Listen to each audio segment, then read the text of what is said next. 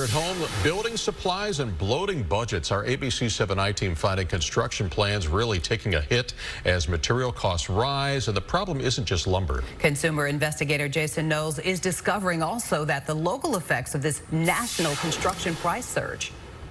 Sky-high construction costs are slowing down plans. In some cases, organizations could be paying more than double the amount originally budgeted.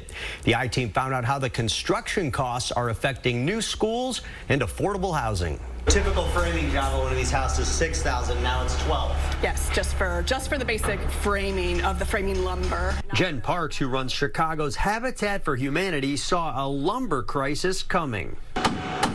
As prices soared in the spring, the organization charged ahead with a new phase of affordable homes here in the West Pullman neighborhood. I'm really grateful to my team who was in front of it to say we need to buy now, so we staved off further increases. They overbought lumber when prices doubled, which saved them from having to buy again as prices tripled later in the summer. That decision kept them on track to build those 14 new homes.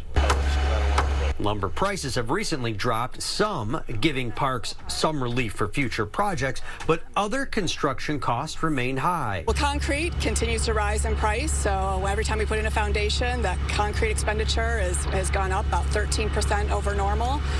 We've seen the same thing with copper, putting in copper plumbing. The steel industry, the copper industry are also facing similar, price issues. A lot of that is, due to these, the kinks in the supply chain. For some companies, it's an issue with labor. Economist Sean Corey from Loyola's Quinlan School of Business says the pandemic hit the supply chain hard. A lot of the raw material costs that we use for home construction is imported from other countries where the vaccine is not readily available, and therefore their factories are at or have either shut down or are at reduced capacities. There are 3 construction projects underway in Elmhurst School District 205 that are now over budget thanks to the rising costs. Millions will need to be added to the project budget to cover the 21% cost increase since voters approved a bond for the plan back in 2018. If you're building a home, see if you can lock in construction costs up front in the contract. Financial experts at Forbes Advisor say the record low interest rates may offset higher construction prices. Come on upstairs.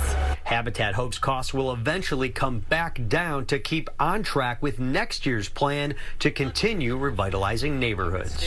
Long term, the concern is how many homes can we continue to build, and can we stay at that, at that double-digit level? Can we continue to do 11 and 15 and ultimately get to 20 or more homes a year?